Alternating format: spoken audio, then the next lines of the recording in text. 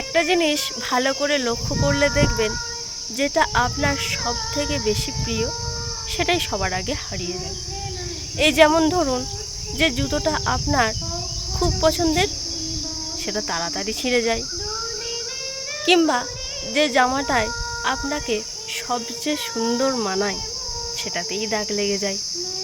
ঠিক তেমনই যে মানুষটা আপনার ভীষণ প্রিয় সেই সবার আগে ছেড়ে চলে যায়, নয়তো থেকেও না থাকার মতো করে থাকবে।